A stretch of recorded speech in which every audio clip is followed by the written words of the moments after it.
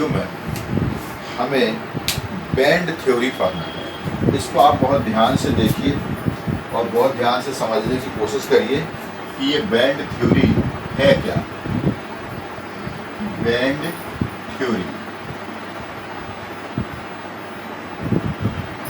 पिछले वीडियो में हमने सेमीकंडक्टर के बारे में पढ़ा था।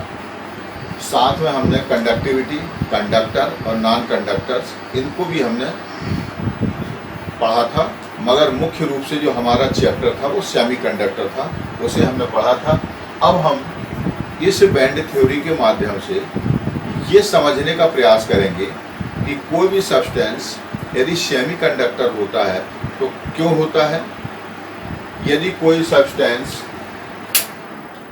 इंसुलेटर होता है या कंडक्टर होता है तो क्यों होता है, किन परिस्थितियों में वो होता है, कौन सी लिमिटेशन होती हैं जो वो लिमिटेशन किसी सब्सटेंस को सेमीकंडक्टर, कंडक्टर या इंसुलेटर बनाती है। इसके लिए हमें थोड़ा सा किस मॉलिक्यूलर ऑर्बिटल थ्योरी इसके बारे में हमें पहले पढ़ना पड़ेगा। मगर ये मॉलिक्यूलर ऑर्बिटल थ्योरी पर चर्चा करें उसके पहले मैं आपका ध्यान दो बिंदुओं पर आकर्षित करना चाहूंगा। पहला बिंदु तो ये, आपको पता है कि किसी भी क्रिस्टल में करंट का फ्लो इलेक्ट्रॉन के मूवमेंट या इलेक्ट्रॉन के ट्रेवल के कारण होता है। यदि इलेक्ट्रॉन ट्रेवल करेगा सब्सटेंस में तो करंट का फ्लो होगा, विद्युत धारा का प्रवाह होगा। यदि इलेक्ट्रॉन मूव नहीं करता है तो इसका मतलब है कि उसमें विद्युत धारा का प्रवाह नहीं होगा, उसमें करंट फ्लो नहीं होगा। दूसरी बात आपको ये भी ध्यान रखना है कि इलेक्ट्रॉन कब मूव करता है या कब ट्रेवल करता है। जब इलेक्ट्रॉन को कोई एक्स्ट्रा एनर्जी मिल जाती है तो वह इलेक्ट्रॉन एनर्जी एब्जॉर्ब कर लेता है और फिर लो एनर्जी लेवल से हायर एनर्जी लेवल की ओर माइग्रेट करता है। इस तरीके से इलेक्ट्रॉन ट्रेवल करता है। अब हम पुनः आ जाते हैं मॉलिक्यूलर ऑर्बिटल थ्योरी के ऊपर। ये मॉलिक्यूलर ऑर्बिटल थ्योरी आपने पिछली कक्षाओं में, कक्षा 11वीं में आपने पढ़ा होगा और उसमें आपने पाया होगा कि परमाणु का जो आउटर मोस्ट ऑर्बिटल होता है उस ऑर्बिटल के ऐसे ऑर्बिटल्स जिनकी एनर्जी डिफरेंस बहुत कम होता है, ऐसे ऑर्बिटल्स आपस में मिल जाते हैं और मिल करके नए ऑर्बिटल्स बनाते हैं। तो एटम के वो सब ऑर्बिटल्स जब आपस में मिलते हैं, मिलने के बाद जो ऑर्बिटल बनाते हैं वो मॉलिक्यूलर ऑर्बिटल कहलाते हैं। और वो मॉलिक्यूलर ऑर्बिटल दो प्रकार के होते हैं। आप पुनः समझ लीजिए, किसी एटम के आउटर मोस्ट ऑर्बिट के जो सब ऑर्बिट्स होते हैं जिसको आप ASP, D, F आदि के नाम से जानते हैं, तो वो सब ऑर्बिटल्स आपस में मिलते हैं और वो नए ऑर्बिट को बनाते हैं। जिन नए ऑर्बिट या ऑर्बिटल्स को बनाते हैं वो मॉलिक्यूलर ऑर्बिटल कहलाते हैं। ये तीन प्रकार के होते हैं: bonding orbitals, non bonding orbitals और एंटी बॉन्डिंग ऑर्बिटल्स। मगर हमें चूंकि बैंड थ्योरी पढ़ना है तो नॉन बॉन्डिंग ऑर्बिटल्स की यहां आवश्यकता नहीं है। केवल हम ये जो है दो प्रकार के ऑर्बिटल्स के बारे में ही हम पढ़ेंगे। तो अब देखिए, ये एक एग्जाम्पल हम ले लेते हैं, जैसे लिथियम। लिथियम का एटॉमिक नंबर होता है 3 और उसका इलेक्ट्रॉनिक कॉन्फ़िगरेशन क्या होता है? फर्स्ट S में 2 इलेक्ट्रॉन होते हैं, सेकंड S में सिंगल इलेक्ट्रॉन होता है और सेकंड P में 0 इलेक्ट्रॉन होते हैं। यानी कि आपने क्या देखा कि लिथियम के एटम के फर्स्ट S यानी कि फर्स्ट ऑर्बिटल में 2 इलेक्ट्रॉन होते हैं, सेकंड S में केवल 1 इलेक्ट्रॉन होता है क्योंकि इसका एटॉमिक नंबर 3 है, तो इसके ये डिस्ट्रीब्यूशन 3 इलेक्ट्रॉन का हो गया। मगर चूंकि सेकंड ऑर्बिट में P उपकोष, P सबसेल भी पाया जाता है, मगर उसमें कोई इलेक्ट्रॉन नहीं होते हैं। अब यहाँ पर मॉलिक्यूलर ऑर्बिटल थ्योरी के अनुसार ये सेकंड एस और सेकंड पी, इनका इनका एनर्जी डिफरेंस बहुत कम है।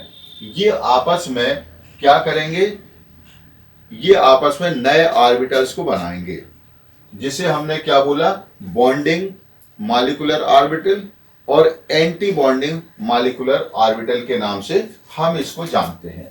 अब यहां पर आप इस तरीके से समझ लीजिए, ये लिथियम के लिए हमने दो ऑर्बिटल बना दिए, जिसको हमने क्या कहा, बॉन्डिंग, ये मॉलिक्यूलर ऑर्बिटल है, और ये क्या हो गया, एंटी बॉन्डिंग मॉलिक्यूलर ऑर्बिटल हो गया। यहां पर आपको ये ध्यान रखना है कि बॉन्डिंग मॉलिक्यूलर ऑर्बिटल कम एनर्जी लेवल वाला ऑर्बिट है और anti bonding molecular orbital high energy level वाला ऑर्बिट है। इसलिए जब यहां पर इलेक्ट्रॉनों का डिस्ट्रीब्यूशन होता है तो इलेक्ट्रॉन हमेशा जो लो एनर्जी लेवल ऑर्बिट होता है उसमें जाने के लिए पहले प्रेफर करेगा। तो यहां पर इन दोनों में, सेकंड एस में और सेकंड पी में, दोनों में मिला दे तो केवल एक इलेक्ट्रॉन होता है, वो single electron bonding molecular orbital में आ जाएगा। मगर एंटी बॉन्डिंग मॉलिक्यूलर ऑर्बिटल के लिए कोई इलेक्ट्रॉन नहीं बचा है, इसलिए ये कैसा रहेगा, एम्प्टी रहेगा, इसमें कोई इलेक्ट्रॉन नहीं है, वैकेंट है, ये खाली है ये ऑर्बिटल। तो यहां पर अब आप देखिए कि ये बॉन्डिंग मॉलिक्यूलर ऑर्बिटल के पास एक इलेक्ट्रॉन है और ये एंटी बॉन्डिंग मॉलिक्यूलर ऑर्बिटल के पास कोई इलेक्ट्रॉन नहीं है। ये इनको हम ऑर्बिट के अलावा बैंड भी कहते हैं। इसमें ये दो बैंड बन जाते हैं जिसमें इलेक्ट्रॉन होते हैं, हम उसको वैलेंसी सेल या वैलेंसी बैंड भी कहेंगे। इसको मैं थोड़ा इस तरीके से अब बताने का प्रयास करता हूं। ये देखिए, इसको मैंने क्या बोल दिया, वैलेंसी सेल या वैलेंसी बैंड। वैलेंसी बैंड वो बैंड होते हैं या वैलेंसी सेल वो सेल होते हैं जिसमें इलेक्ट्रॉन पाए जाते हैं। ये सेल हो सकता है जो रिक्वायर्ड नंबर ऑफ इलेक्ट्रॉन इसमें है उसके हिसाब से पूरे इलेक्ट्रॉन हो, या ऐसा भी हो सकता है कि उसमें आधे इलेक्ट्रॉन हो मगर इसमें इलेक्ट्रॉन होते हैं। इसको हमने नाम दे दिया वैलेंसी सेल या वैलेंसी बैंड। वैलेंसी बैंड हमने इसको नाम दे दिया, आप इसको वैलेंसी सेल भी कह सकते हैं। तो ये वो होता है जिसमें कि इलेक्ट्रॉन के पाए जाने की संभावना होती है। दूसरा वाला जो है, इसके ऊपर हमने बना दिया, इसको हम क्या कहेंगे, इसको कहते हैं कंडक्शन बैंड। ये कहलाता है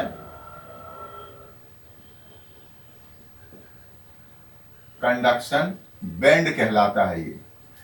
तो कंडक्शन बैंड कौन हो गया, जिसमें इलेक्ट्रॉन या तो रिक्वायर्ड नंबर ऑफ इलेक्ट्रॉन्स का हाफ होगा या फिर टोटली वैकेंट होगा। ये या तो पूरा खाली हो सकता है या आधा भरा हो सकता है, मगर ये या तो पूरा भरा हो सकता है या आधा खाली हो सकता है।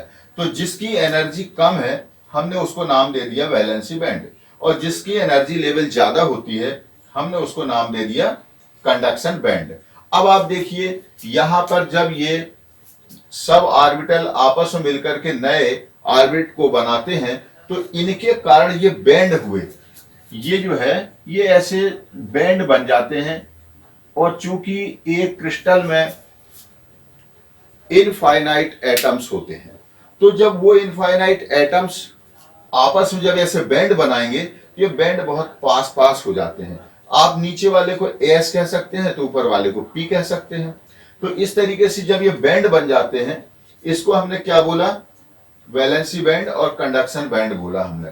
ये आप बहुत ध्यान से समझिए इसको, क्योंकि बैंड थ्योरी इसी पर आधारित है, जो एनर्जी को डिफरेंशिएट करेगा और उसी पर आप ये निर्धारित करेंगे कि कौन सब्सटेंस नॉन मेटल कंडक्टर होगा, इंसुलेटर होगा, या ये इसकी प्रॉपर्टी पर डिपेंड करेगा। तो अब आप देखिए, मैंने आपको ये दो बैंड बताए, कंडक्शन बैंड और वैलेंसी बैंड। चूंकि हर क्रिस्टल की स्ट्रक्चर या उसका कंपोजिशन समान नहीं होता, डिफरेंट होता है। तो जब डिफरेंट होता है तो उनके एटम भी इन बॉन्डिंग मॉलिक्यूलर ऑर्बिटल और एंटी बॉन्डिंग मॉलिक्यूलर ऑर्बिटल को बनाएंगे, उनका भी एनर्जी लेवल डिफरेंट होगा, वो सेम नहीं हो सकता है।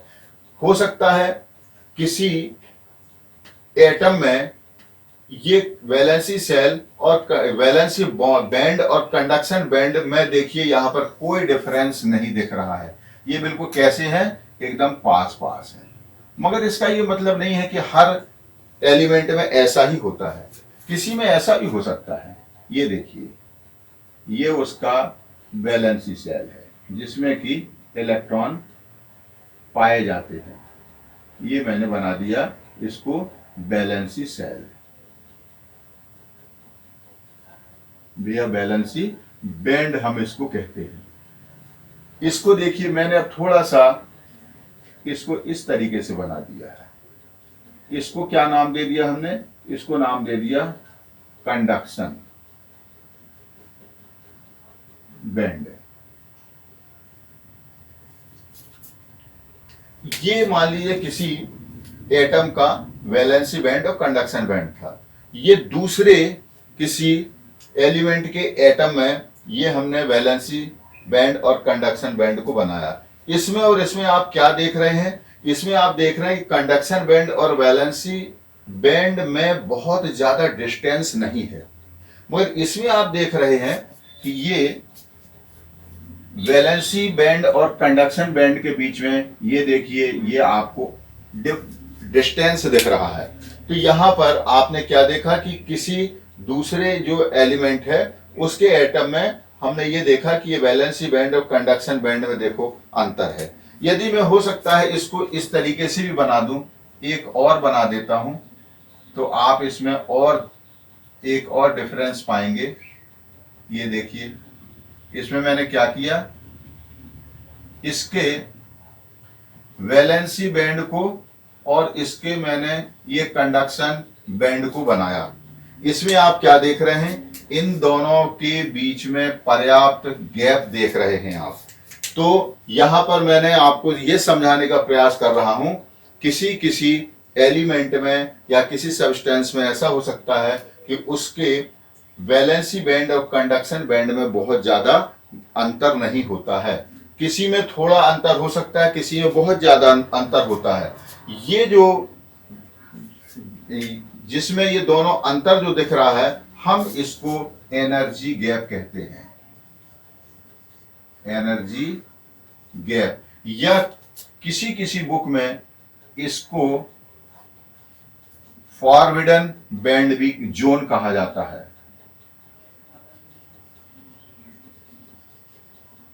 फॉरबिडन जोन के नाम से भी किसी किसी बुक में इसको बोला गया है। तो ये अब आप इन तीन एग्जाम्पल के माध्यम से आप ये समझने का प्रयास कीजिए कि जिस एलिमेंट या जिस सबस्टेंस में ऐसा हो कि कंडक्शन बैंड और वैलेंसी बैंड के बीच में ये एनर्जी गैप ना हो या बहुत कम हो, तो इससे क्या होगा, यदि यह गैप बहुत कम होगा तो यदि हम वैलेंसी बैंड के इलेक्ट्रॉन को एनर्जी देते हैं तो वो इलेक्ट्रॉन इस कंडक्शन बैंड में बहुत इजीली माइग्रेट कर जाएगा, और जब इलेक्ट्रॉन मूव करेगा तो उसमें करंट का फ्लो होगा, विद्युत धारा का प्रवाह होगा। तो हम इसको कह सकते हैं, ऐसे एलिमेंट को चालक, कंडक्टर कह सकते हैं। इसमें एनर्जी गैप बहुत कम है। ये मान के चलिए कि इस प्रकार के जो एलिमेंट होते हैं उसमें एनर्जी से जो गैप है वो 3.2 इलेक्ट्रिक वोल्ट के आसपास होता है, या इससे भी कम होता है। जो कंडक्टर होते हैं, चालक होते हैं, उनके वैलेंसी बैंड और एनर्जी बैंड के, वैलेंसी बैंड और कंडक्शन बैंड के बीच में जो एनर्जी गैप होता है उसकी वैल्यू 3.2 इलेक्ट्रिक वोल्ट से भी कम होती है। मगर जिस एलिमेंट में या जिस सबस्टेंस में विद्युत धारा का प्रवाह नहीं होता है, इलेक्ट्रिक करंट फ्लो नहीं कर सकते हैं, क्यों नहीं कर सकते हैं, क्योंकि उनके बैलेंसी बैंड और कंडक्शन बैंड के बीच में जो एनर्जी गैप है वो बहुत ज्यादा होता है। आप इसको ऐसा समझ सकते हैं कि इस प्रकार के पदार्थ में जो एनर्जी गैप है उसकी वैल्यू 5.2 इलेक्ट्रिक वोल्ट से भी ज्यादा होती है। 5.2 इलेक्ट्रिक वोल्ट से भी ज्यादा इसमें एनर्जी गैप होता है। तो ऐसी स्थिति में ये वैलेंसी बैंड का इलेक्ट्रॉन कंडक्शन बैंड में नहीं जा पाता है या नहीं जा सकता है। तो जब ये इलेक्ट्रॉन एक स्थान से दूसरे स्थान मूव नहीं करेगा तो इसमें करंट का फ्लो नहीं होगा, विद्युत धारा का प्रवाह नहीं होता है।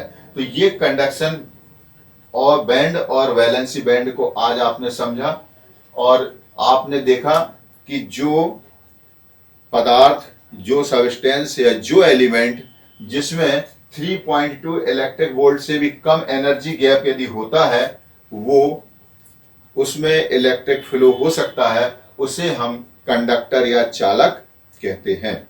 और जिसमें ये इलेक्ट्रॉन, बैलेंसी बैंड का इलेक्ट्रॉन कंडक्शन बैंड में नहीं जा सकता है, जंप नहीं कर सकता है, तो हम उसे इंसुलेटर कहते हैं, क्योंकि उसमें करंट का फ्लो संभव नहीं हो पाता है, क्योंकि उसमें कंडक्शन बैंड और वैलेंसी बैंड के बीच में जो एनर्जी गैप होता है वो, जिसे आपने फॉरबिडन जोन भी नाम दिया हुआ है, ये फॉरबिडन जोन जो आपने बोला है इसमें एनर्जी गैप का मान 5.2 इलेक्ट्रिक वोल्ट होता है, जो कि बहुत हाई है। इसलिए ये इलेक्ट्रॉन यहां से यहां नहीं जा सकता है, और जब इलेक्ट्रॉन नहीं जा सकता है तो करंट का फ्लो नहीं हो सकता है।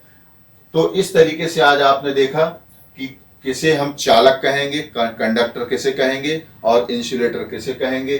तो ये आपने इसको मैंने इसको समझाने का प्रयास किया है। इसको आप एक बार दो बार इस वीडियो को आप सुनेंगे, देखेंगे, तो मुझे पूरा भरोसा है कि आपको इसमें निश्चित रूप से बहुत अच्छे से समझ में आएगा। फिर भी यदि किसी को समझने में कोई प्रॉब्लम होती है तो देखिए, मैं अपना यहाँ पर ये मोबाइल नंबर लिख देता हूँ 9098296533। ये मेरा मोबाइल नंबर है। आप बिना संकोच के बेझिझक इस मोबाइल नंबर पर मुझे फोन करके और मुझसे वर्बली आप समझ सकते हैं। मैं आपको मोबाइल पर भी जो मेरे से बनेगा मैं आपको समझाने का प्रयास करूंगा, आपकी मदद करूंगा। आप इस वीडियो को देखिए, समझिए, और कोई समस्या आती है तो पुनः आप मुझे इस पर संपर्क कर सकते हैं।